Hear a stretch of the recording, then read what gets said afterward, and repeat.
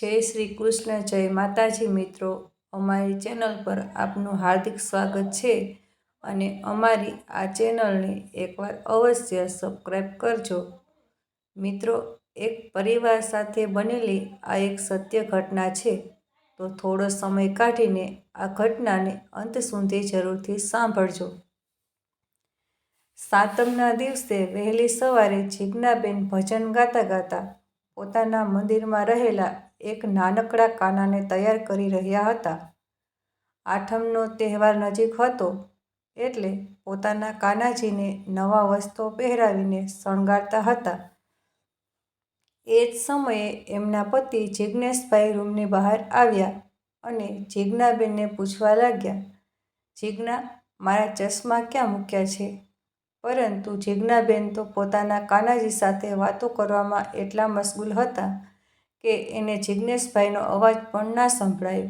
એટલે જિજ્ઞેશભાઈ મંદિર પાસે આવ્યા અને હસી મજાક કરતા જીજ્ઞાબેનને કહેવા લાગ્યા, "જીજ્ઞા, તું દરરોજ તારા કાના સાથે એટલી તો શું વાત કરે છે? શું તારી વાતો એ સાંભળે છે ખરો?"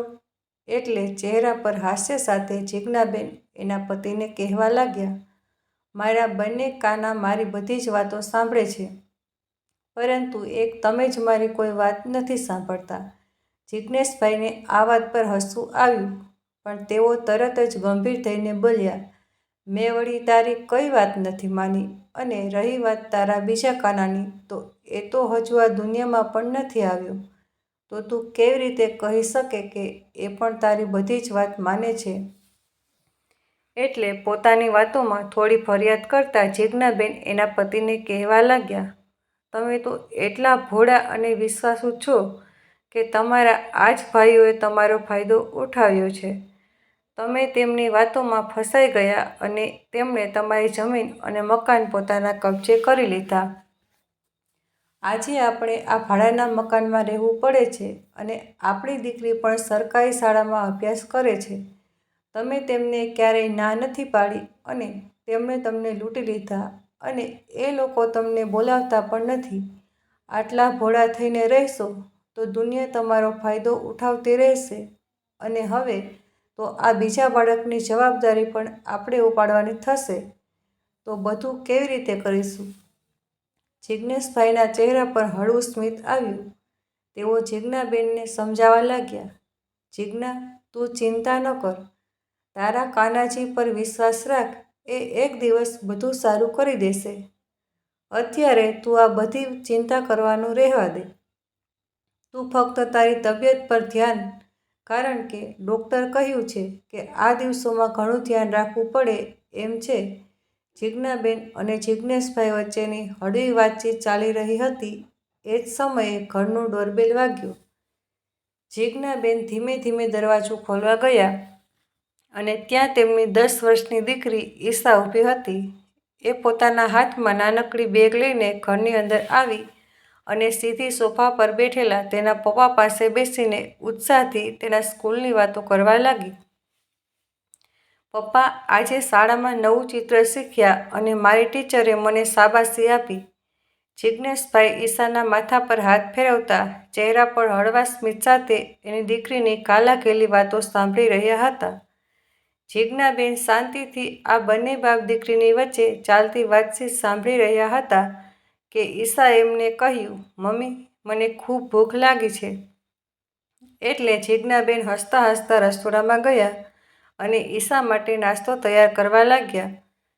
બહાર બાપ દીકરીની વાતચીત ચાલુ હતી, જેમાં ઈશાનો નિર્દોષ ઉત્સાહ અને જિજ્ઞેશભાઈનો પ્રેમ ઝલકી રહ્યો હતો. અચાનક રસોડામાંથી એક જોરદાર અવાજ આવ્યો, જાણે કોઈ ધડાકો થયો હોય. આ અવાજ એટલો તીવ્ર હતો કે આખું ઘર ધ્રુજી ઉઠ્યું. જિજ્ઞેશભાઈ અને ઈશા ગભરાઈ ગયા. "મમ્મી!" ઈશાએ બૂમ પાડી અને બંને દોડીને રસોડા તરફ ગયા. પણ જે દ્રશ્ય તેમની સામે આવ્યું તે જોતાં તેમના હોશ ઉડી ગયા. રસોડામાં ગેસનો બાટલો બ્લાસ્ટ થયો હતો અને જીજ્ઞાબેન બેહોશ હાલતમાં જમીન પર પડ્યા હતા. તેમનું શરીર દાઝી ગયું હતું. આગની જ્વાળાઓ રસોડામાં ફેલાઈ રહી હતી. આ જોઈને ઈશા રડવા લાગી. "મમ્મી, શું થયું?" જિજ્ઞેશભાઈને થોડી વાર માટે કંઈ સમજાયું નહીં. તેમનું હૃદય ધડકવા લાગ્યું અને તેમણે તરત જ પાડોશોની મદદથી આગ બોલાવી અને જીજ્ઞાબેનને ઉપાડીને નજીકની હોસ્પિટલ લઈ ગયા.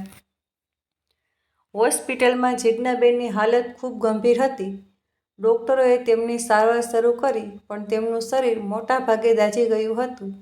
જિજ્ઞેશભાઈ અને ઈશા હોસ્પિટલના બેન્ચ પર બેઠા ડોક્ટરની રાહ જોઈ રહ્યા હતા. ઈશા નાની ઉંમરે પણ પોતાની મમ્મીને ચિંતામાં રડતી હતી અને જિજ્ઞેશભાઈનો હાથ પકડીને પૂછતી, પપ્પા, મમ્મી ઠીક થઈ જશે ને?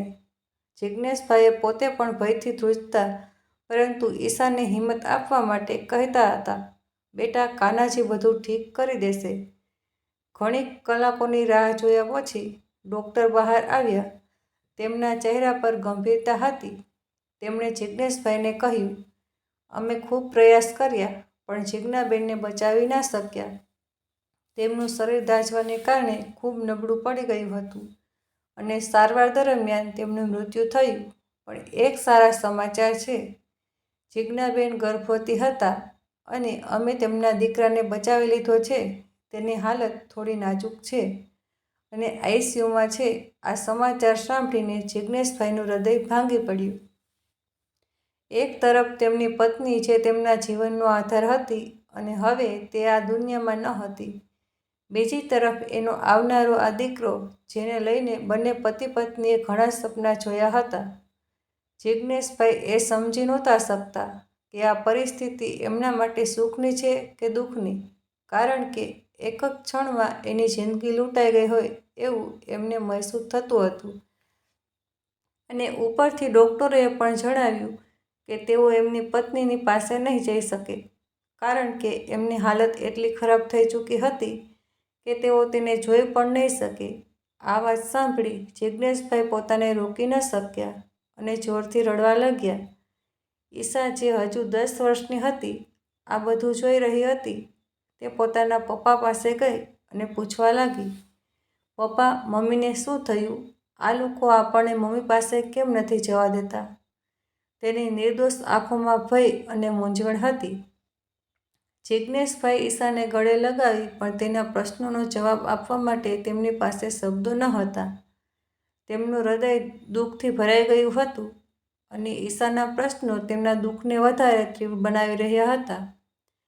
તેઓ ઈશાને ગળે લગાવી રડતા બોલ્યા, બેટા, મમ્મી હવે ભગવાન પાસે ગઈ છે પણ તે આપણને હંમેશા જોતી રહેશે. આ ઘટના જિજ્ઞેશભાઈ અને ઈશા માટે એક દુઃખદ વળાંક હતી. જે ઘર સવારે ભક્તિ, હાસ્ય અને પારિવારિક પ્રેમથી ભરેલું હતું, તે ઘર હવે શોક અને ખોટની લાગણીઓથી ઘેરાઈ ગયું હતું. જીજ્ઞાબેનના અવસાન પછી જિજ્ઞેશભાઈનું હૃદય સતત એક જ ચિંતામાં ડૂબેલું રહેતું હતું. હવે આ બે બાળકોની જવાબદારી તે એકલા કેવી રીતે નિભાવશે? દરેક દિવસ જિજ્ઞેશભાઈ માટે કઠિન પસાર થતો હતો. શરૂઆતના દિવસોમાં તો તેમના નવજાત દીકરાને આઈસીયુમાં રાખવો પડ્યો કારણ કે મા વિના નાનકડા બાળકની સંભાળ ખૂબ મુશ્કેલ હતી. જિજ્ઞેશભાઈ રાત દિવસ હોસ્પિટલ અને ઘર વચ્ચે દોડતા રહેતા અને જ્યારે તેમના દીકરાને હોસ્પિટલમાંથી ઘરે લાવ્યા ત્યારે તેમની આંખો ભીની હતી. ઘરના દરેક ખૂણામાં જીજ્ઞાબેનની કમી મહેસૂસ થતી હતી. રસોડામાં તેમની હાસ્યભરી વાતો, મંદિરમાં તેમની ભક્તિ અને ઘરમાં તેમની હાજરી બધું જ ખાલી લાગતું હતું. અને સૌથી વધુ દુઃખ તો તેમની દીકરી ઈશાના ચહેરા પરની ઉદાસી આપતું હતું. ઈશા જે અગાઉ હંમેશા રમતગમતમાં મગ્ન રહેતી, હવે ચૂપચાપ બેસી રહેતી. તેની આંખોમાં પોતાના મમ્મીની યાદો ઝળકતી હતી. જિજ્ઞેશભાઈના પાડોશીઓ તેમની પરિસ્થિતિ વાકેફ હતા એટલે કોઈક તેમને જમવાનું બનાવી આપે તો કોઈક ઈશાને શાળાએ મૂકી આવે. પણ આખરે આ બાપ દીકરી એકલા રહીને જ આ પરિસ્થિતિનો સામનો કરતા હતા. આ ઘટનાને જિજ્ઞેશભાઈની દીકરી ઈશા પર એક ઊંડી અસર પાડી હતી. જે ઈશા અગાઉ રમતગમતમાં મગ્ન રહેતી, તે હવે એક વડીલની જેમ સમજદાર થઈ ગઈ હતી. તે પોતાના નાના ભાઈનું ધ્યાન રાખતી અને એના પપ્પાને કામમાં મદદ કરતી. તે પોતાના નાનકડા હાથથી ઘરના વાસણ સાફ કરતી પોતાની દીકરીને આવડી ઉંમરમાં કામ કરતા જોઈ જિજ્ઞેશભાઈ પણ ઘણા દુઃખી થતા કે એમણે પોતાના સંતાનોને એક એવી પરિસ્થિતિમાં લાવી દીધા છે જે સતત આવી જ રીતે કાયમ રહેવાની છે. એક દિવસ ઈશાએ પોતાના પપ્પાને કહ્યું, પપ્પા, હવે મારે અભ્યાસ નથી કરવો. હું ઘરે રહીને ભાઈનું ધ્યાન રાખીશ અને ઘર સંભાળવામાં તમારી મદદ કરીશ. આ વાત સાંભળીને જિજ્ઞેશભાઈ ભાવુક થઈ ગયા. આજે ઈશાની વાતોમાં એને પોતાની પત્ની દેખાતી હતી, કારણ કે જીજ્ઞાબેન પણ પોતાના પરિવાર ખાતર એના બધા જ સપના છોડી દે એવા વ્યક્તિ હતા. જેથી આજે ઈશાની વાતોમાં પણ એના મમ્મીની છબી જિજ્ઞેશભાઈને દેખાતી હતી. જિજ્ઞેશભાઈનું જીવન હવે 2 બાળકોની જવાબદારીઓમાં વ્યસ્ત થઈ ગયું હતું. ઈશા પણ તેની મમ્મીની જેમ મંદિરમાં કાનાજીને પ્રેમથી સાચવતી, દરરોજ સવારે તેમને તૈયાર કરતી અને એમની સાથે વાતો કરતી. જિજ્ઞેશભાઈને આ જોતાં અવારનવાર જીજ્ઞાબેનની યાદ આવી જતી અને તેમનું હૃદય ભરાઈ આવતું. તેઓ વિચારતા કે જીજ્ઞા હયાત હોત તો આ બધું કેટલું સરળ હોત. દિવસો મહિનાઓમાં બદલાતા ગયા અને આ પરિવારનું જીવન ધીમે ધીમે સ્થિર થતું ગયું. પણ હવે જે પરિસ્થિતિમાં આ પરિવાર આવીને ઊભું રહેવાનું હતું તેની કોઈએ કલ્પના પણ નહોતી કરી. આ બધાની જિંદગી એક એવા વળાંક પર પહોંચવાની હતી કે કોઈએ સપનામાં પણ વિચાર નહોતો કર્યો. જિજ્ઞેશભાઈ અને તેમના બાળકોનું જીવન ફરી એકવાર ઉથલપાથલ થવાનું હતું અને આ વખતે તેમને એક નવી મુશ્કેલીનો સામનો કરવાનો હતો. ઈશાએ પોતાના નાનકડા ભાઈનું નામ રાખ્યું માધવ, કારણ કે એવું ઈચ્છતી હતી કે એના મમ્મીની હરેક ઈચ્છા એમના મૃત્યુ પછી પણ પૂરી થાય. એટલે એણે એના કાનાજીના નામ પરથી જ પોતાના ભાઈ માટે નામ રાખ્યું હતું. એક દિવસ ઈશા રસોડામાં કંઈક કામકાજ કરી રહી હતી અને અચાનક એનો પગ લપસ્યો અને જમીન પર પડી ગઈ. એને પગમાં એટલું વાગ્યું હતું કે એને સતત દુખાવો થઈ રહ્યો હતો. એ સમયે ઘરમાં પણ કોઈ હાજર ન હતું. એનો નાનકડો ભાઈ ભૂખના કારણે ઘોડિયામાં સૂતો સૂતો રડી રહ્યો હતો. ઈશા જમીન પર ઢસડાતી પોતાના ભાઈ સુધી પહોંચી અને એણે એના ભાઈને પોતાના હાથમાં લઈને ચૂપ કરાવવાની કોશિશ કરી. એ પોતાના મમ્મીની જેમ એના મીઠા અવાજમાં એના ભાઈને ગમતું હાલરડું ગાવા લાગી. છતાં પણ એનો ભાઈ આ વખતે શાંત નહોતો રહ્યો. એના રડવાનો અવાજ બહાર સુધી સંભળાતો હતો, જેના લીધે એની બાજુમાં રહેલા એક માસી ઘરે આવ્યા અને ઈશાને પૂછવા લાગ્યા, બેટા, શું થયું? માધવ કેમ આટલો બધો રડી રહ્યો છે? પછી ઈશાએ આખી પરિસ્થિતિ જણાવી. એટલે પહેલાં માસીએ તરત જ જિજ્ઞેશભાઈને ફોન કરીને કહ્યું અને જિજ્ઞેશભાઈ એની દુકાન બંધ કરીને ઘરે આવી ગયા. પોતાની દીકરીની આવી હાલત જોઈને તેઓ થોડીવાર માટે ગભરાઈ ગયા અને પછી એની દીકરીને હોસ્પિટલ પર લઈ ગયા. ડૉક્ટરે જણાવ્યું કે અચાનક પડવાને લીધે એના પગમાં મોચ આવી ગઈ છે, જેના લીધે એને 15 દિવસ સુધી આરામ કરવો પડશે. હવે તો જિજ્ઞેશભાઈ એવી પરિસ્થિતિમાં આવીને ઊભા હતા કે આગળ શું થશે એની એમને કંઈ પણ ખબર ન હતી. જિજ્ઞેશભાઈના પાડોશીઓ તેમની આ પરિસ્થિતિ જોઈને એમને સલાહ આપવા લાગ્યા. એક દિવસ પાડોશના એક વૃદ્ધ દાદા તેમને કહેવા લાગ્યા, જિજ્ઞેશ, તું એકલો આ 2 નાનકડા બાળકોને કેવી રીતે સંભાળીશ? ઈશા અને માધવને એક મા મળી જાય તો તેઓને પ્રેમ અને સંભાળ મળે. તું બીજા લગ્ન કરી લે. આ સલાહ જિજ્ઞેશભાઈને પસંદ ન આવી. તેમને જીજ્ઞાબેનની યાદ આવી અને તેમણે કહ્યું, ના દાદા, હું જીજ્ઞાની જગ્યા કોઈ બીજી સ્ત્રીને આપી શકું એમ નથી. તેના વિના જીવન અઘરું છે, પણ હું એકલો જ આ બાળકોને મોટા કરીશ. દિવસો વીતતા ગયા અને પરિસ્થિતિ વધુ અઘરી બનતી ગઈ. માધવની સંભાળ માટે જિજ્ઞેશભાઈને કામ પરથી વારંવાર રજા રાખવી પડતી હતી અને તેમની આર્થિક સ્થિતિ પણ ખરાબ થતી જતી હતી. ઈશા, જે હજુ નાની હતી, ઘરનું કામ અને ભાઈની સંભાળ વ્યસ્ત રહેતી, જેના લીધે પોતાના અભ્યાસમાં પણ ધ્યાન નહોતી આપી શકતી. જિજ્ઞેશભાઈને ઈશાને હેરાન થતી જોઈને ઘણું દુઃખ થતું. અંતે તેમને લાગ્યું કે બાળકોને એક મા મળી જાય તો તેમનું જીવન સરળ બને. ઘણી મથામણ અને પાડોશીઓની સલાહ પછી તેમણે બીજા લગ્ન કરવાનું વિચાર્યું. તેમને આશા હતી કે આ નવી સ્ત્રી તેમના બાળકોની સારી સંભાળ રાખશે અને એના બાળકોની માતાની કમી મહેસૂસ નહીં થવા દે. આખરે જિજ્ઞેશભાઈના બીજા લગ્ન પુષ્પા નામની એક સ્ત્રી સાથે કરવામાં આવ્યા. પુષ્પા એક સાદી ગામડાની સ્ત્રી હતી, જેથી જિજ્ઞેશભાઈને લાગ્યું કે તે તેમના પરિવારને પ્રેમથી સંભાળશે. શરૂઆતમાં બધું સારું લાગ્યું. પુષ્પા ઈશા અને માધવનું ધ્યાન રાખતી, તેમને જમવાનું બનાવી આપતી અને ઘરનું કામ સંભાળતી. આ જોઈને જિજ્ઞેશભાઈ ખુશ થયા. તેમને લાગ્યું કે તેમણે સાચો નિર્ણય લીધો છે. અને પછી તો તેઓ વધુ ખુશ રહેવા લાગ્યા, કારણ કે પુષ્પા તેમના બાળકોની સારી રીતે સંભાળ રાખી રહી હતી. તેઓ કામ પર જતા અને ઘરે પાછા આવતા ત્યારે બધું પહેલાંની જેમ જોતા. એમના મનમાં થોડી નિરાશ થઈ ગઈ કે એમણે પોતાનું બાળકોનું બાળપણ બચાવી લીધું. પરંતુ વાસ્તવિક પરિસ્થિતિથી એ વાકેફ ન હતા. એમની નવી પત્ની પુષ્પા જિજ્ઞેશભાઈના ગયા પછી એના બાળકો સાથે એવો દુર્વ્યવહાર કરતી કે જિજ્ઞેશભાઈને ક્યારે પણ એની ખબર ન હતી. જ્યાં સુધી જિજ્ઞેશભાઈ એના ઘરે હોય ત્યાં સુધી તો એ ઈશા અને માધવ સાથે એમની સગીમાં કરતાં પણ વિશેષ વર્તન કરતી હતી. પરંતુ જેવા જિજ્ઞેશભાઈ ઘરની બહાર જાય કે ઈશાને હેરાન કરવાનું શરૂ કરી દેતી.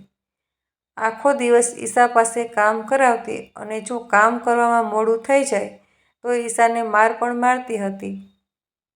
ઈશા આખો દિવસ ઘરનું કામ કરતી, પોતાના ભાઈને સંભાળતી અને એના નવા મમ્મીનો ત્રાસ સહન કરતી. એનામાં એટલી પણ હિંમત ન હતી કે એ પોતાના પપ્પાને આ બધી વાત કહી શકે, કારણ કે એને એવો ડર હતો કે જો એ એના પપ્પાને આ વાત કહી દેશે તો ફરી એના પપ્પા દુઃખી થઈ જશે. ઈશા માટે હવે એનું આ જીવન નરક જેવું બની ગયું હતું.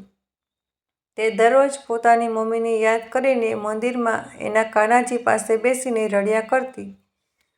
હવે તો એનો ભાઈ પણ માધવ પણ 6 વર્ષનો થઈ ગયો હતો અને જિજ્ઞેશભાઈની નવી પત્ની પુષ્પા એને પણ હેરાન કરતી હતી, જે ઈશાથી જોવાતું ન હતું. અને જો ઈશા એની વાતોનો વિરોધ કરે તો પુષ્પા ઈશાને ખૂબ મારતી હતી.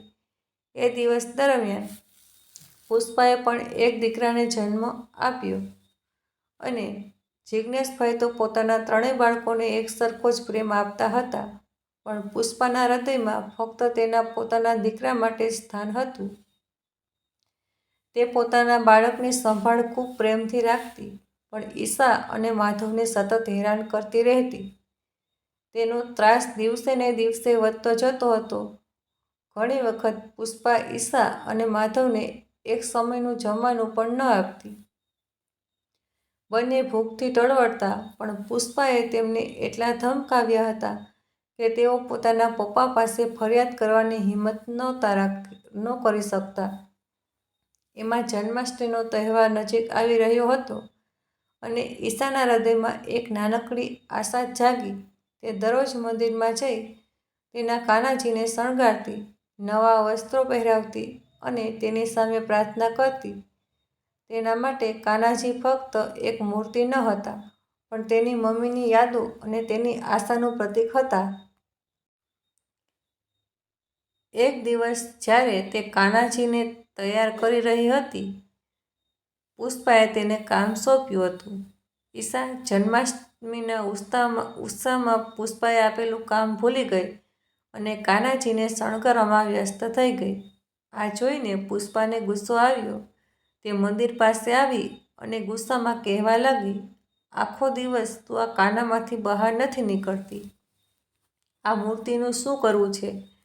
ઈશા હજુ કંઈ બોલે તે પહેલાં તો પુષ્પાએ મંદિરમાંથી કાનાજીની મૂર્તિ ઉપાડી અને ઘરની બહાર આંગણામાં ફેંકી દીધી અને કહેવા લાગી, હવે આ કાનો જ આ ઘરમાં નહીં રહે પછી તું શું કરીશ? ઈશાનું હૃદય આ દ્રશ્ય જોઈને તૂટી ગયું. તેની આંખોમાંથી આંસુ વહેવા લાગ્યા અને તે હાથ જોડી પુષ્પાને વિનંતી કરવા લાગી, કૃપા કરીને આવું ન કરો.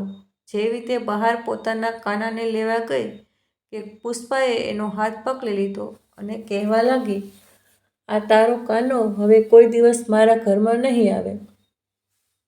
પહેલાં તને સોંપેલા કામ પૂરા કર. આખો દિવસ આ કાનામાં જ પડી રહે છે અને મારું ઘર વેરવિખેર કરી નાખ્યું છે. પરંતુ આ વખતે ઈશાએ થોડી હિંમત કરી અને પોતાનો હાથ પુષ્પાના હાથમાંથી છોડાવી ભીનીની આંખો સાથે દોડતી બહાર ગઈ. જ્યાં તેને કાનાજીની મૂર્તિ ધૂળમાં પડી હતી, તેણે ધીમેથી મૂર્તિને ઉપાડી તેના પરની ધૂળ સાફ કરી અને તેને છાતીએ લગાવીને ધ્રુસકે રડવા લાગી. આજે એને પોતાની મમ્મીની ખૂબ યાદ આવી રહી હતી. તેના આંસુઓ મૂર્તિ પર પડતા હતા અને તેનું શરીર દુઃખથી ધ્રુજી રહ્યું હતું. આ ઘટનાને તેના હૃદયમાં એક ઊંડો ઘા આપ્યો અને તેણે એક એવો નિર્ણય જેના માટે તેને ઘણી હિંમત એકઠી કરી હતી. તે નક્કી કરી ચૂકી હતી કે એ આ ત્રાસ હવે સહન નહીં કરે. પણ ત્યાં નિર્ણય તેના પપ્પાને કેવી રીતે જણાવશે તેની મૂંઝવણમાં હતી. બીજી તરફ જિજ્ઞેશભાઈ આ બધી ઘટનાથી સાવ અજાણ હતા. તેઓ રોજની જેમ કામ પરથી ઘરે આવ્યા. ઘરમાં પ્રવેશતા જ તેમને એક અજીબ શાંતિ અનુભવાઈ. ઈશા અને માધવ જે સામાન્ય રીતે આંગણામાં રમતા તે તેમનું સ્વાગત કરવા આવતા આજે દેખાતા ન હતા. ઘરમાં ફક્ત પુષ્પા હતી જે રસોડામાં પોતાના દીકરા સાથે વ્યસ્ત હતી.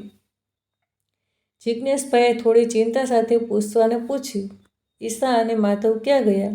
પુષ્પાએ નજર ઝુકાવીને શાંત અવાજે જવાબ આપ્યો, ઈશા અને માધવ તો બહાર રમવા જઈએ છીએ એવું કહીને ગયા છે, પણ હજુ સુધી પાછા નથી આવ્યા. પરંતુ તમે ચિંતા ન કરો, એ હમણાં જ આવી જશે. પણ જિજ્ઞેશભાઈના મનમાં શંકા જાગી. તેઓ ઈશાને સારી રીતે ઓળખતા હતા. તેને બહાર રમવા જવાની આદત ન હતી. ખાસ કરીને જન્માષ્ટમીના દિવસોમાં જ્યારે તે કાનાજીની સેવામાં મગ્ન રહેતી. તેમણે ઘરની આજુબાજુ નજર ફેરવી પણ બાળકો ક્યાંય દેખાતા ન હતા.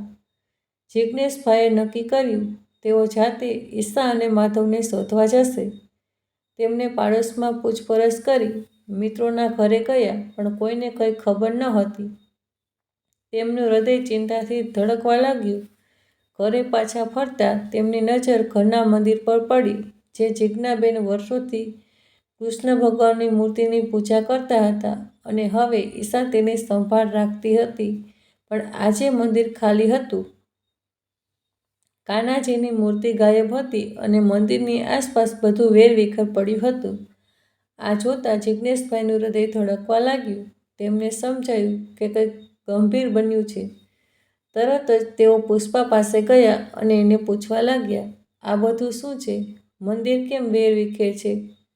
કાનાજીની મૂર્તિ ક્યાં ગઈ? પણ પુષ્પા કંઈ જવાબ આપે તે પહેલાં જિજ્ઞેશભાઈની નજર મંદિરના ખૂણામાં પડેલા એક નાનકડા કાગળ પર પડી. તેમણે ધ્રુજતા હાથે કાગળ ઉપાડ્યો. તે એક નાનકડી ચીઠી હતી જે ઈશાના નાજુક હસ્તાક્ષરમાં લખાયેલી હતી.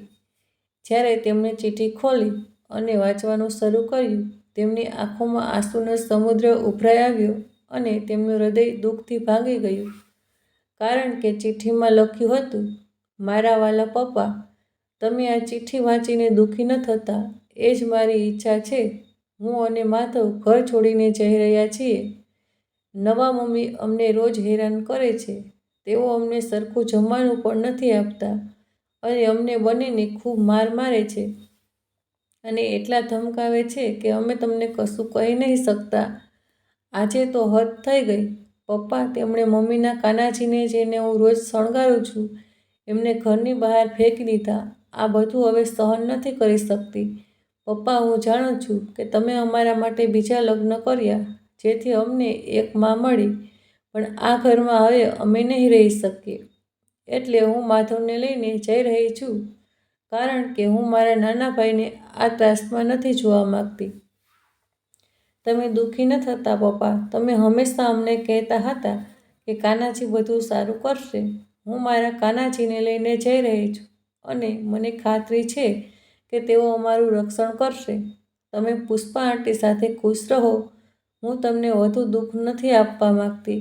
મમ્મીની જેમ હું પણ તમને ખૂબ પ્રેમ કરું છું, પણ હવે આ ઘરમાં રહેવું અમારા માટે અશક્ય છે. તમારી ઈચ્છા. આ ચિઠ્ઠી વાંચીને જિજ્ઞેશભાઈનું હૃદય એકદમ થંભી ગયું. તેમની આંખોમાંથી આંસુ વહેવા લાગ્યા અને તેમના પગ નીચેથી જાણે જમીન સરકી ગઈ. અને પછી હવે આગળ જે ઘટના બનવાની હતી એને એમણે સપનામાં પણ કલ્પના નહીં કરી હોય. ચિઠ્ઠીના દરેક શબ્દોમાં ઈશાનું દુઃખ અને એના પપ્પા પ્રત્યેનો પ્રેમ જિજ્ઞેશભાઈને દેખાતો હતો. પરંતુ એનો એક જ શબ્દ, પપ્પા તમે દુઃખી ન થતા, જિજ્ઞેશભાઈના હૃદયમાં તીરની જેમ વાગતો હતો. જિજ્ઞેશભાઈના મનમાં અફસોસનો સમુદ્ર ઉભરાઈ આવ્યો. ઈશા મારી દીકરી, તે મને કેમ ન કહ્યું? હું તારું દુઃખ કેમ ન જોઈ શક્યો? તેઓ ઈશાની લખેલી ચિઠ્ઠી લઈને ધ્રુસકે ને ધ્રુસકે રડવા લાગ્યા.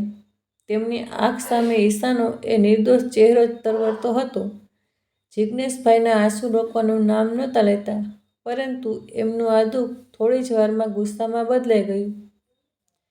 તેઓ એની નવી પત્ની પુષ્પા પાસે ગયા. તેમનો ચહેરો ગુસ્સાથી લાલ થઈ ગયો હતો અને તેઓ પુષ્પાને કહેવા લાગ્યા, પુષ્પા, તું અત્યારે જ મારા ઘરમાંથી બહાર નીકળી જા. તારા લીધે મારા બાળકો એટલા હેરાન થયા કે તેઓ ઘર છોડીને ચાલ્યા ગયા.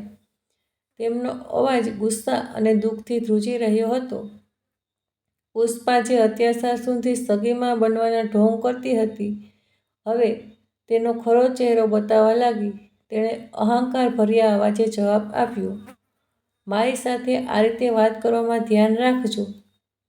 જિજ્ઞેશ, હું આ ઘર છોડીને ક્યાંય નથી જવાની અને જો તમે મને બહાર કાઢવાનો પ્રયત્ન કરશો તો હું તમારી સામે એવા કાનૂની પગલાં લઈશ કે તમે જેલના સળિયા ગણતા થઈ જશો.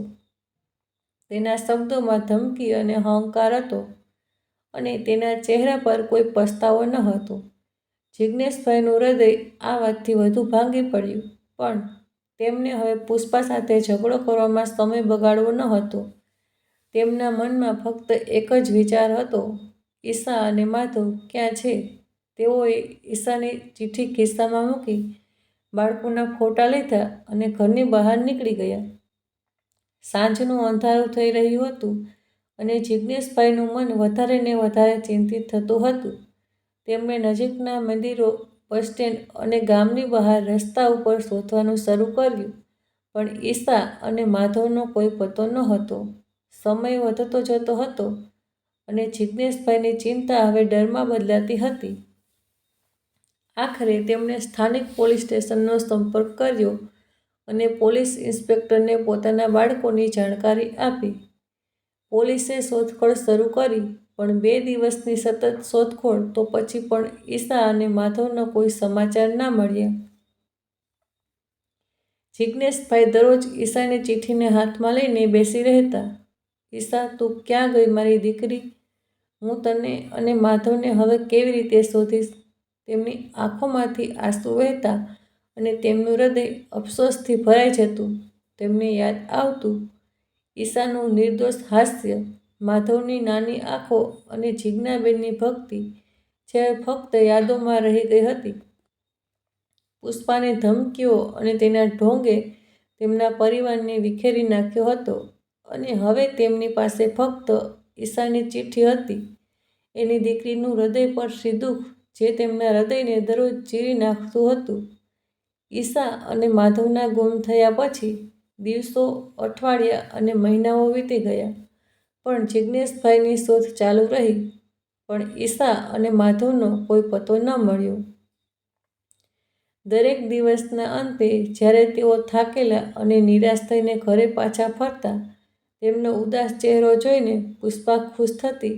તેના ચહેરા પર એક ક્રૂર હાસ્ય રહેલા હતું, જે જિજ્ઞેશભાઈના હૃદયને વધુ દુઃખ પહોંચાડતું હતું. તેમનું મન દુઃખ અને અફસોસથી ભરાઈ જતું અને તેઓ રાતે એકલા બેસીને ઈશાની ચિઠ્ઠી વાંચતા રડવા લાગતા અને કાનાજીને પ્રાર્થના કરતા, હે ભગવાન, મારા બાળકો જ્યાં હોય ત્યાં તેમની રક્ષા કરજે. મને એકવાર તેમની સામે લઈ જા. સમય આવી એ જ રીતે વીતતો ગયો અને જિજ્ઞેશભાઈની આશા ધીમે ધીમે ઝાંખી પડવા લાગી. જિજ્ઞેશભાઈના બંને બાળકો ઘર છોડીને ગયા એ વાતને હવે મહિનાને બદલે વર્ષો વીતવા લાગ્યા અને હવે તેમણે ધીરે ધીરે આ કઠોર વાસ્તવિકતા સ્વીકારી લીધી કે કદાચ ઈશા અને માધવ હવે ક્યારેય નહીં મળે. આ વિચારથી તેમનું હૃદય દરેક પળે ભાંગી પડતું હતું. તેમની પાસે બીજો કોઈ રસ્તો ન હતો. બીજી તરફ પુષ્પા આ સ્થિતિથી ખુશ હતી. તે પોતાના દીકરાને લાડકોડથી ઉછેરતી.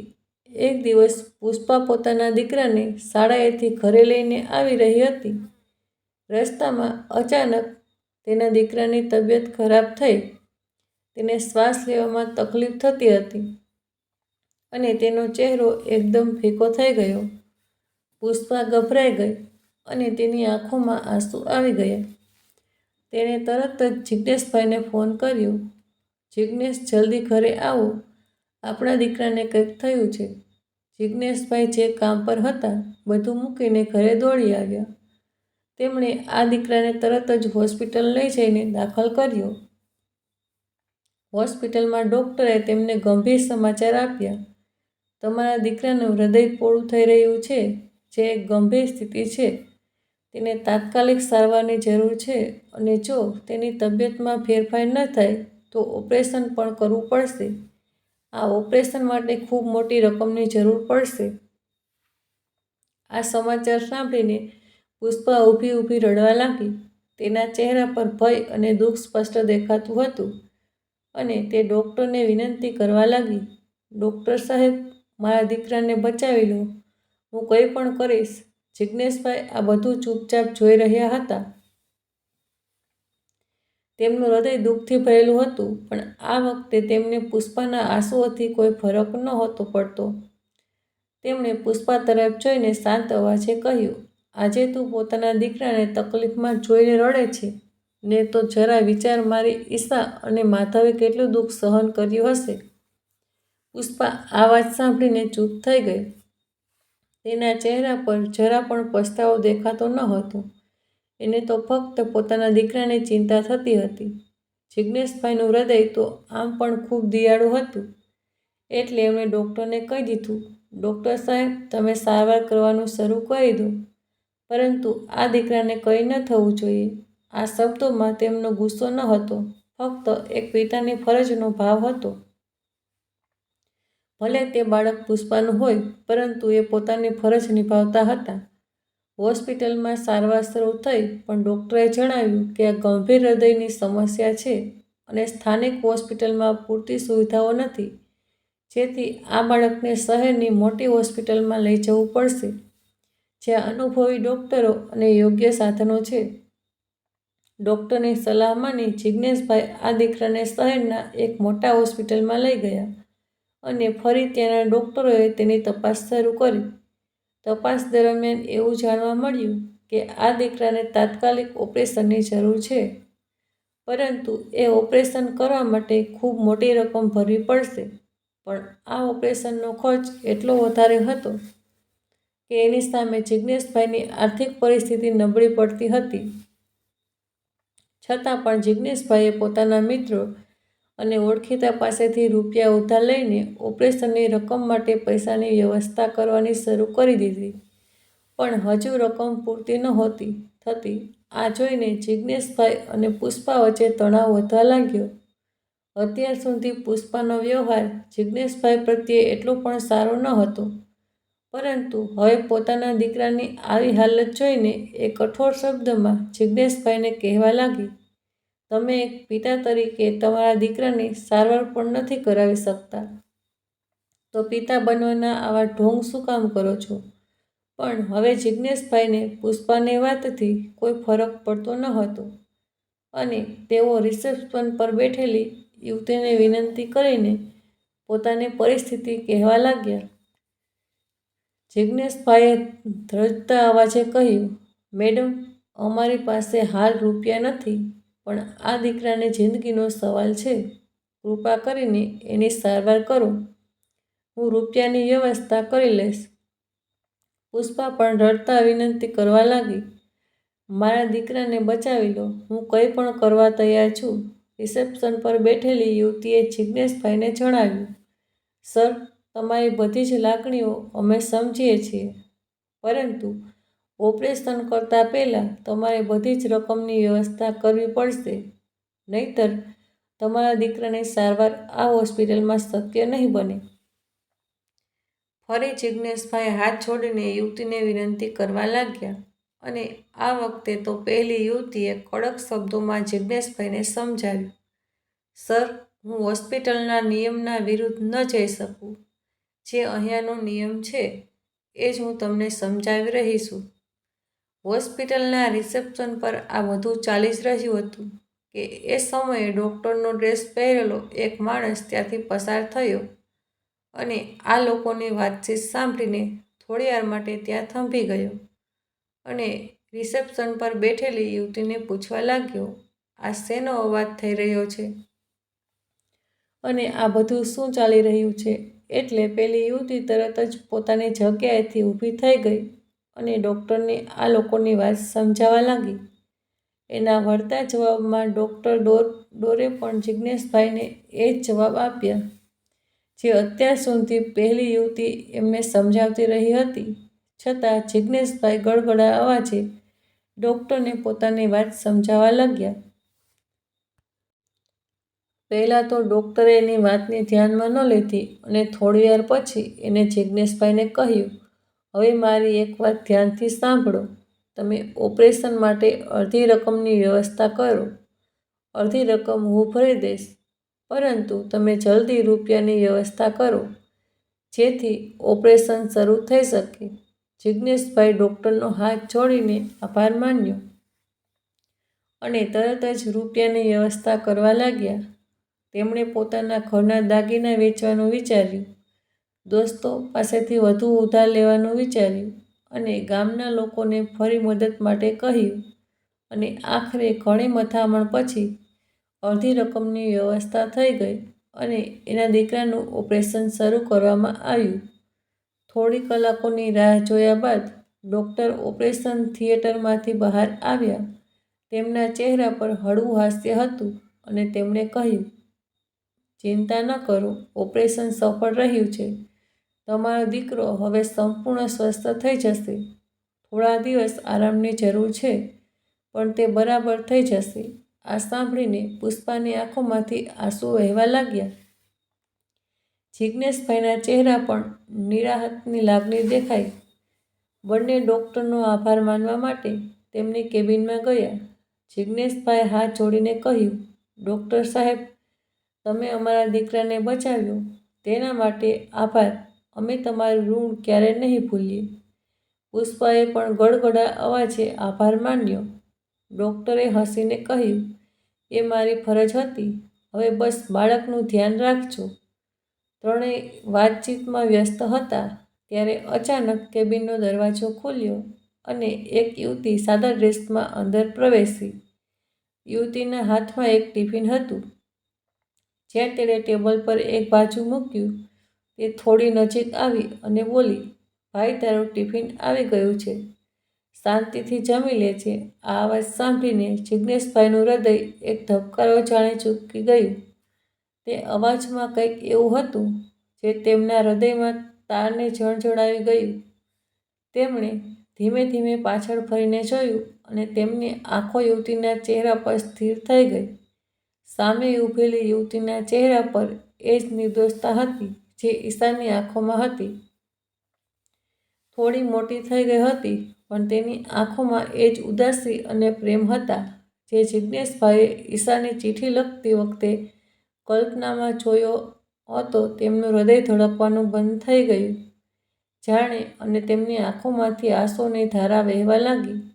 તેઓ એકાએક ખુરશીમાંથી ઊભા થઈ ગયા અને તેમના મોઢામાંથી ફક્ત એક જ શબ્દ નીકળ્યો, ઈશા. જિજ્ઞેશભાઈનો આ અવાજ સાંભળીને પહેલી યુવતી પણ એમની સામે જોવા લાગી અને પળવારમાં તો તેની પણ આંખ ભીની થઈ ગઈ. પપ્પા, તે ધીમા ધ્રુજતા અવાજે બોલી અને તેના પગ આપોઆપ જિજ્ઞેશભાઈ તરફ દોડ્યા. જિજ્ઞેશભાઈને તેને ગળે લગાવી દીધી અને બંને બાપ દીકરી ધ્રુસકે ને ધ્રુસકે રડવા લાગ્યા. ઈશા, મારી દીકરી, તું ક્યાં હતી? હું તને અને માધવને રોજ શોધતો હતો, જિજ્ઞેશભાઈ રડતા રડતા બોલ્યા. ઈશાને આજે આટલા વર્ષો પછી જોઈને જાણે તો જિજ્ઞેશભાઈના અત્યાર સુધીના બધા જ દુઃખ દર્દ ભૂલાઈ ગયા હોય એવું લાગતું હતું. તેણે તરત જ ઈશાને પોતાના દીકરા માધવ વિશે પૂછ્યું. ઈશાએ ચહેરા પર થોડા હાસ્ય સાથે એના પપ્પાને જણાવ્યું. પપ્પા, આ તમારી સામે જે ડૉક્ટર સાહેબ ઊભા છે એ જ આપણો માધવ છે. આ અવાજ સાંભળતા તો પુષ્પાની પણ આંખો પહોળી થઈ ગઈ અને જિજ્ઞેશભાઈ તો માધવની સામે જોવા લાગ્યા. તેમને પોતાની આંખ પર વિશ્વાસ નહોતો આવતો કે એના સંતાનો આટલી મહેનત કરીને જિંદગીમાં આગળ વધ્યા. આ વાત સાંભળીને તો પુષ્પાના હોશ ઉડી ગયા. એના મનમાં અલગ વિચાર આવવા લાગ્યા કે આ બાળકોને તો મેં ખૂબ જ હેરાન કર્યા હતા અને ઈશાને તો ભણવા પણ નહોતી દીધી, તો પછી આ છોકરો ડૉક્ટર કેવી રીતે બની ગયો? પરંતુ પછી એ વાત પણ યાદ આવી કે આ ડૉક્ટરના લીધે જ એને દીકરાનો જીવ બચી શક્યો છે. એટલે શાંતિથી ત્યાં ને ત્યાં ઊભી રહી અને આ બધું જોતી રહી. જિજ્ઞેશભાઈએ ઈચ્છાને પૂછ્યું કે તેમણે ઘર શું કામ છોડ્યું અને પછી એમની શોધવાની કોશિશ કેમ ન કરી? એટલે ઈશાએ નજર નીચી કરીને એના પપ્પાને જણાવ્યું. પપ્પા, મારી સાથે જે પણ બનતું હતું એ હું સહન કરતી હતી, પરંતુ ભાઈને નાની ઉંમરે આવું દુઃખ હું આપવા નહોતી માગતી. એટલે બંને ભાઈ બહેન તમને કહ્યા વગર નીકળી ગયા. પછી તો અમારા માટે દરેક દિવસ એક સંઘર્ષ હતો. અમે ઘણા દિવસો સુધી ભૂખ્યા રહ્યા, રસ્તા પર ભટકતા રહ્યા. એક દિવસ હું કાનાજીની મૂર્તિની સેવા કરતી હતી અને મને વિચાર આવ્યો કે મને કાનાજીના વાઘા બનાવતા આવડે છે. મેં નક્કી કર્યું કે આવડતથી હું થોડા રૂપિયા કમાઈશ, જેથી માધવનું પેટ ભરાય અને દયાળુ વેપારી મને વાઘા બનાવવાની સામગ્રી આપી અને ધીમે ધીમે મેં આને વેપાર બનાવી દીધો. એ રૂપિયામાંથી મેં માધવને ભણાવ્યો, તેની સંભાળ રાખી અને આજે તે ડૉક્ટર બની ગયો. કાનાજીની દયાથી આ બધું થયું છે પપ્પા. તેમણે મને આગળ વધવાનો માર્ગ બતાવ્યો અને હું કામ કરતી ગઈ. પરંતુ મેં કે ભાઈએ સપનામાં પણ વિચાર્યું ન હતું કે અમે આ જગ્યાએ પણ પહોંચીશું. પોતાની દીકરીની આ વાત સાંભળીને જિજ્ઞેશભાઈની આંખોમાં એના બાળકો પ્રત્યે ગર્વ દેખાતો હતો. તેણે પોતાના બંને બાળકોને ગળે લગાવ્યા અને એમને કહેવા લાગ્યા, ચાલો બેટા, તમારા પપ્પાને એની ભૂલ સુધારવાનો મોકો આપો. તમે બંને મારી સાથે આપણા ઘરે ચાલો. આવું સાંભળતા પુષ્પાનું જરાય મોઢું બગડ્યું, પણ હવે તો જિજ્ઞેશભાઈ પણ નમે એવા ન હતા. તેમણે પુષ્પાને કડક શબ્દોમાં કહી દીધું, તારે જે કાનૂની પગલાં લેવા હોય તે લઈ લે. હવે મને કોઈ ફરક નથી પડતો, પરંતુ એ વાતનું પણ ધ્યાન રાખજે કે તે મારા બાળકોને અત્યાર સુધી જ હેરાન કર્યા છે. એ બધું જ હું પોલીસમાં આપી દઈશ અને તને પણ જેલના સળિયા ગણાવતા કરી દઈશ. પુષ્પા શાંતિથી નજર ચૂકાવીને આ બધું સાંભળી રહી હતી, કારણ કે જાણતી હતી કે એને અત્યાર સુધી ઘણું ખોટું કર્યું છે. પછી તો તે એક પણ શબ્દ બોલ્યા વગર કેબિનની બહાર નીકળી ગઈ. છતાં એકવાર પણ એના ચહેરા પર અફસોસ દેખાતો ન હતો, જેને લઈને જિજ્ઞેશભાઈને મનમાં થોડું થયું. પણ પછી એને પોતાનો દિલાસો આપતા કહ્યું, અમુક માણસોને ક્યારેય કોઈની કદર નથી થતી, એટલે આ બાબતે ચર્ચા કરવી નકામી છે. માધવે તેના પપ્પાને કહ્યું, પપ્પા, અમે તમારી લાગણી સમજીએ છીએ, પણ હવે હું અને દીદી અહીંયા અમારું કામ લઈને બેઠા છીએ. એક કામ કરીએ, તમે બધું જ છોડીને અહીંયા અમારી સાથે રહેવા માટે આવી જાઓ અને હવે તમારે કામ કરવાની બિલકુલ જરૂર નથી. દીદીએ આટલા વર્ષોથી મારી પાછળ મહેનત કરીને મને ભણાવ્યો છે. મારું ધ્યાન રાખવામાં એણે ક્યારેય પોતાના પણ વિચાર નથી કર્યા. તો હવે મારી એવી ઈચ્છા છે કે મારી બહેન પણ શાંતિથી જિંદગી જીવે.